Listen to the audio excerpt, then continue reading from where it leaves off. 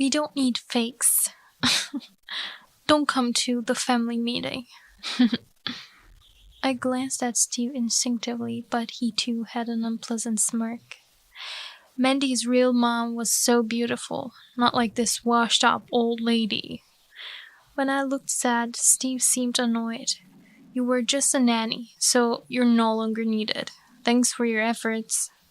True, we don't need a nanny anymore. Thanks. Mandy also laughed out loud.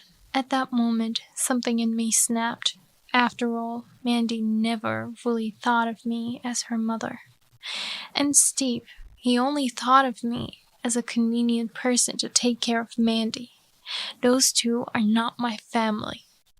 Well, perhaps it's better if the real mom attends the meeting instead of me. I murmured this, and then made a call to someone. I am Rachel Harrison. I turned 50 this year. I have been working at a trading company since I graduated from college. Fortunately, it's a well-known company, so many people know the name. I have been married to Steve for 20 years. I met Steve through an acquaintance's introduction. Feeling rushed as everyone around me started getting married, I begged an acquaintance, introduce me to anyone. When I first met Steve, he seemed very serious. Steve has black hair and wears glasses. His attire is calm, wearing shirts and slacks. I don't like flashy people, so Steve's demeanor was just right for me. After that, we went on many dates. Our dates were just dinner after work. We never went to amusement parks or movie theaters. In fact, it was impossible to even meet Steve on weekends. But I had no complaints. Even a little time with Steve made me happy. Then, 6 months after we met, Steve suddenly proposed. Would you consider dating me with marriage in mind? By then, I had already fallen in love with Steve, so I was very happy about his proposal. So I said, yes, I would love to date you, Steve. I accepted his proposal. Steve was very happy with my answer, and we started dating. Then, before we started dating, he revealed something I didn't know. It was about his child. Actually, I have a child from my previous marriage. Steve said this with a very apologetic look. I was shocked as I didn't know Steve was the worst. The topic of a child was too surprising. I must have shown a lot on my face at that time. But my love for Steve didn't change, so I smiled at Steve. I see. Then introduce me. We'll live together once we're married. I'm so relieved. I was worried you'd hate me if I told you the truth. Thank you, Rachel. Steve said with a very happy face. Then he hugged me. After that, Steve brought his daughter, Mandy, only once. This person will be your new mom. Steve said this and spoke to Mandy. Nice to meet you. I'm Rachel. I greeted Mandy with a smile. However, Mandy did not respond at all. She hid behind Steve and didn't even try to look at me. I'm sorry, Mandy seems shy, Steve said apologetically. It's okay, don't worry about it, I answered. And so my first meeting with Mandy ended just like that. Half a year later, we decided to get married. Since Steve didn't have much money at that time, we decided not to have a wedding ceremony. We just registered our marriage without a honeymoon. If I were a girl who dreamt of marriage, I would surely be upset. Steve apologized earnestly. But having Steve was enough for me, so I smiled and forgave him. It will surely be a happy life with you. I thought about the new married life that was about to begin, but my new married life was always fraught with troubles. The biggest problem was Mandy. Mandy was terribly resistant to living together. Steve and Mandy had lived in a one-room apartment until then, but it was too cramped for us to live together. So we decided to move to a slightly larger apartment. However, Mandy was highly resistant to leaving the home she was accustomed to. "I hate this house. I like the previous apartment better." Mandy said this and cried terribly. "Mandy, we can't all live in the previous place because it's too small. Don't you understand?" Steve tried hard to reason with Mandy. However, Mandy just kept crying. "Why do I have to live with this old lady? I absolutely hate it. I want to live with my real mom," Mandy said, pointing at me. "Hey, Mandy." Steve tried to scold Mandy, but I stopped him. "Steve, it's okay. I think Mandy can't accept this new life so soon. Sorry for the suddenness, Mandy. You don't have to think of me as your mom. Just as a housemate is fine." I conveyed this to Mandy with a sincere attitude. "Rachel." Steve looked at me with a concerned expression. Mandy just glared at me in silence. Although Mandy initially had a hostile attitude, her behavior softened over time. At first, she troubled me by saying, "I hate living with such a plain old lady. I'm too embarrassed to tell my friends." However, I understood Mandy's feelings. It must be lonely not to live with her real mother. Mandy was 5 years old when Steve and his ex-wife divorced, so her memories from that time are vague. That's why Mandy always looked at photos of her real mother. "My real mom is beautiful, not like you." Mandy showed me the photo and snickered. Surely Mandy was feeling lonely and was just putting on a brave face. I tried to approach Mandy with patience. Even if Mandy disliked it, I took days off work to always attend school observations. Of course, I also took care of her when she was sick. Sometimes I got snide remarks from my colleagues at work, but I always prioritized Mandy.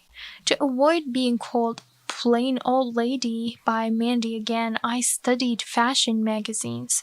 However, I couldn't spend freely as I had to manage living expenses. I made do with budget-friendly clothes and coordinated my outfits. On days off, I took Mandy to places she liked. We went to amusement parks and famous sightseeing spots together. I tried to ensure Mandy wouldn't feel lonely. Yet Mandy always called me old lady, annoying. I really wanted to discuss Mandy with Steve. However, Steve was often not at home. He seemed to be busy with work. I once discussed Mandy's issues when Steve was home, but Steve just pushed Mandy's responsibilities onto me. "I'm busy with work. You're Mandy's mother now, so you handle everything. I don't know anything." That was Steve's frequent saying. Despite my worries about Mandy, I had to keep trying on my own. As I continued to search for solutions, Mandy gradually began to change. "Tomorrow's excursion requires a packed lunch." Mandy started to consult me about such things. Now, I was the only mother Mandy had, so I was happy to be relied upon by Mandy. "Leave it to me. I'll make something really delicious." I responded with a smile. "Make sure you include fried chicken," Mandy muttered quietly. I thought such moments made Mandy adorable. If things continued this way, maybe Mandy and I could become like real mother and daughter. I worked hard to build a better relationship with Mandy. Thus, I raised a child for 20 years. Mandy became 25 years old. Now, Mandy is also a working adult. As she grew up, she turned into a striking beauty. Currently, Mandy works in office administration at a small company. One day, "I have something important to tell you." Mandy suddenly brought up the topic during dinner. Her expression seemed a bit shy. "What's up?" Steve asked Mandy curiously. Steve, who often was away from home, happened to be home that day. Maybe that's why Mandy chose to discuss something important. Actually, I'm getting married. It's with a senior from my company. He proposed a little while ago. Mandy reported happily. Really? Congratulations! I reacted immediately. I was genuinely surprised because I had no idea Mandy had a boyfriend. That's great. Steve also looked pleased. Thank you. Mandy was smiling. Watching the interaction between Steve and Mandy made me happy. I'm really happy for you. And then I accidentally shed a tear. To be honest, Mandy was a very demanding child. She often rebelled and hardly warmed up to me. With Steve often being away, I faced many challenges dealing with Mandy alone. Now, seeing Mandy grow up and leave our home was very emotional for me. As I shed tears, Mandy gave a resigned look. Then Mandy threw a cold gaze at me. I'm glad I can finally cut ties with the old hag, Mandy said with a smirk, looking at me. The tears I had been shedding receded. What do you mean? Mandy said bluntly. Just what I said. It's just not possible for someone as ugly and different from me to be my mother, right? Or what? Did you think you actually became my real mother? I thought Mandy had been warming up to me, but it seems I was mistaken. We don't need fakes. Don't come to the family meeting. I glanced at Steve instinctively, but he too had an unpleasant smirk on his face. Mandy's real mother was beautiful, unlike this washed-up old lady. Steve, that's awful. I was crushed by a sense of despair. When I looked sad, Steve seemed annoyed. Don't make that face, it's so dreary. You were just a nanny, so you're no longer needed. Thanks for your efforts. Steve said this with a laugh. True, we don't need a nanny anymore. Thanks. Mandy also laughed out loud. At that moment, something in me snapped. After all, Mandy had never really thought of me as her mother. And Steve, he only thought of me as a convenient person for taking care of Mandy. Those two are not my family. Steve and Mandy were cheerfully discussing their complaints about me. I quietly left the living room where they were. Well, perhaps it's better if the real mom attends the meeting instead of me. I murmured this and then made a call to someone. It was a week after Mandy's marriage announcement. Today is the day of the meeting between both families. I wasn't invited, but I secretly came to the venue. The reason was that after announcing her marriage, Mandy had ordered me. I'm embarrassed by you, so I don't want you to attend the meeting, but you absolutely must pay for it. My fiancé is paying more for the wedding, so we agreed that our family would cover today's meeting expenses. Mandy said this with a smirk. I couldn't stand her self-righteous face. Of course, I objected. No way. Why should I pay for the meal at a meeting I'm not even attending? Steve should pay for it. Then Mandy suddenly got angry. You know Dad doesn't have any money, right? You work at a major trading company. Just keep quiet and pay the money. Mandy berated me like this. I was not convinced and did not respond. Finally, Mandy said, just pay the money. That's all you need to do. Just stand by somewhere for the bill. And she handed me the reservation ticket for the meeting of families. It had the address and reservation time written on it. And then Mandy holed up in her room. While remembering these events, I was in the room next to where the meeting of both families was taking place. I had asked the venue staff in advance to reserve the neighboring room for me. If I was just needed as a wallet, I figured I should arrive towards the end of the meal. However, I had another purpose in mind. Fortunately, I could faintly hear voices from the next room. I quietly listened in. "I'm sorry that my mother couldn't attend today. She suddenly fell ill." Saying that, Mandy pretended to be demure. Truly insincere. After telling me not to come, she dared to say such things. "I apologize for my life. I will handle everything today." Steve was apologizing to the fiancé and his parents. Steve, too, acting in cahoots. I couldn't believe it, but at this point it didn't matter to me. "There's someone more suitable than me for this meeting," I murmured quietly. Then I called over someone I had contacted in advance.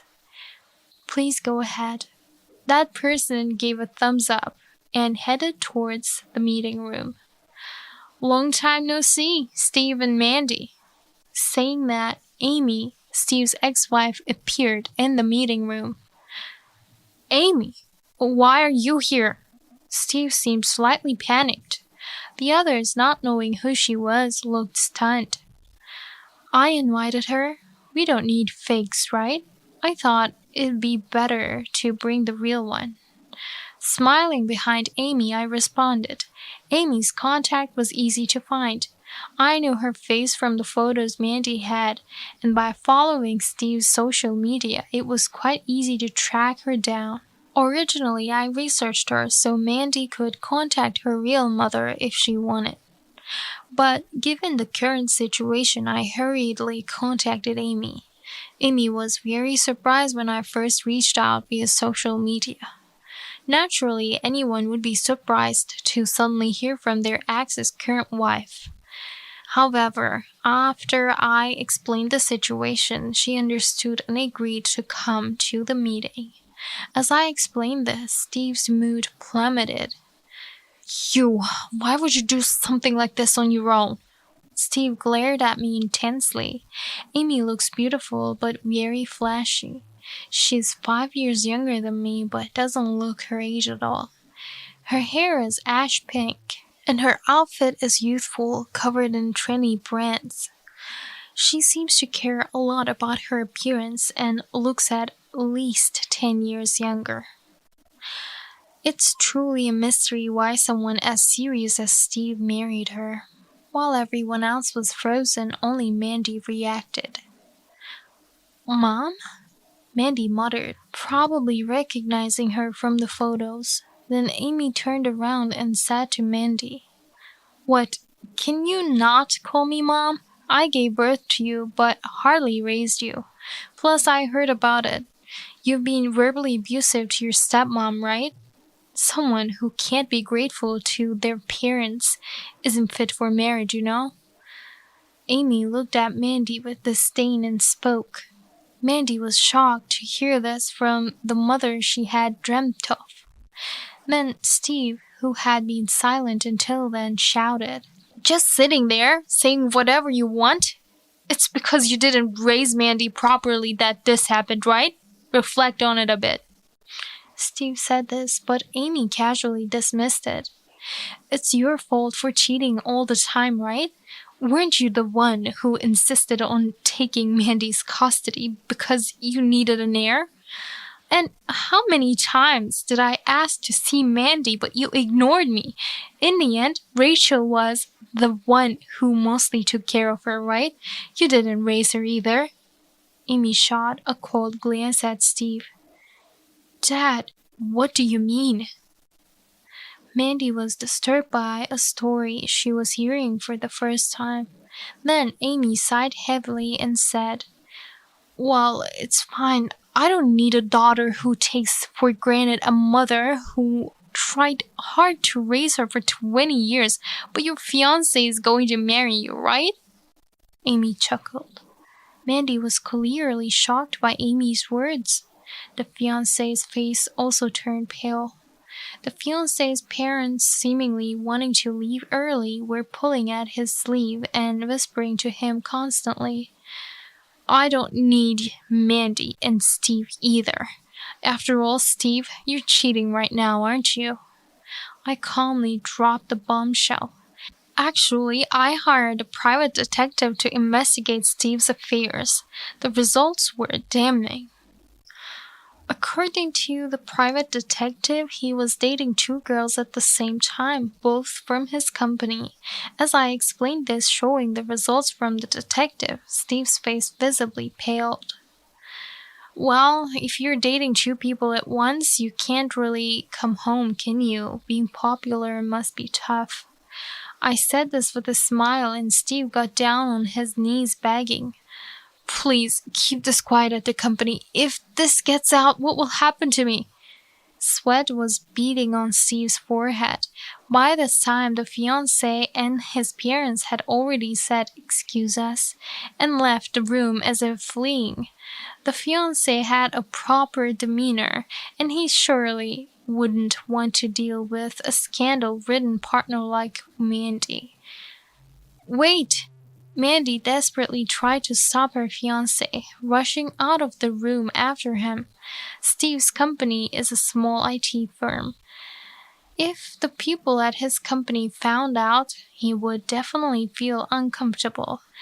However, I made a ruthless declaration. It's impossible. I've already made some calls to your friends. Just wait until Monday. What? Steve was stunned by my declaration.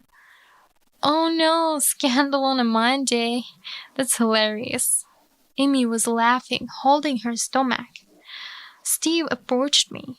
Can't you do something now? We're still married, right? Steve was pleading with me, but it was too late. We're getting a divorce. I have all the evidence, and I'll be asking for compensation, so be prepared. As I responded, Steve slumped his shoulders. In the end, Mandy's engagement was broken. The fiancé had adamantly refused to continue. I misjudged Mandy. To take such a horrible attitude towards her step-parent? Not even grateful? The engagement is off. Just consider us colleagues at the company from now on. The fiancé had sternly declared this to Mandy. There had been such a debacle at the meeting between families. The breaking off of the engagement was inevitable. And then Mandy resigned from her company. Being there meant facing her former fiancé every day. That was too much for her mentally. As a result, she quit her job and is now a shut-in at home. Truly a case of reaping what one sows. Not long after my divorce from Steve was finalized, Steve repeatedly expressed his desire for reconciliation. Please, can't we start over? Our current home is rented, and I hardly have any savings. I've been fired from my job, and without it, I can't manage to live.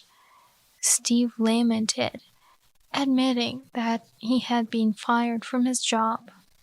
There, it was discovered those two women were both involved with Steve, leading to a huge scandal. Ultimately, the affair within the company was too damaging to his reputation, and Steve was strongly advised to resign. It was essentially a dismissal. Moreover, Steve is now 55 and is finding it difficult to secure another job. Even though Steve was in such a situation, I couldn't bring myself to forgive him. So I eventually had a lawyer strongly persuade him, and I was able to get a divorce. Of course, I also made sure to claim compensation, which I will receive in installments. Steve is now cornered. He hasn't found a new job yet, but he needs money to live. He had spent most of his money on his affairs, so he hardly has any savings left. Apparently, he's even falling behind on his rent. I wish I had never cheated. Steve said this, sobbing over the phone. However, Steve's cheating is more or less a chronic issue. It's likely he won't change. Maybe because of Steve's situation, I've been getting calls from Mandy recently. Because of Dad, the landlord is angry about the unpaid rent. It's the worst since you're my mother. Come pick me up so I can stay with you. Mandy said this nonchalantly. I sighed but replied, I'm no longer related to you or Steve since we're divorced. I'm a fake, remember? When I emphasized the word fake, Mandy was struck silent. Taking advantage of her silence, I continued. Rely on your real family, your father, or why not get a job and support yourself? You're an adult. I told her firmly. Wait! Mandy was making a fuss on the phone, but I ignored it and hung up. Goodbye, I muttered softly and then blocked Mandy and Steve's numbers. Since then, I made a new friend. Hey, Rachel, long time no see. Amy was waving as she ran up to our meeting spot. As it turns out, we hit it off after that. We had a great time talking, mostly about Steve, mostly complaints, but we could really sympathize with each other. Plus, it's fun talking with Amy. I had spent so much time caring for Mandy and working that I had almost no time for myself. But now I can use my time freely. The thought excites me. Rachel, you've been smiling a lot lately. A smile suits you better. It makes me happy too. Amy beamed at me. Hearing that made me happy too. Some say that 50 is the end of life, but for me, that's not the case at all. From here, it's a new beginning. I want to live a life without regrets and keep striving for that.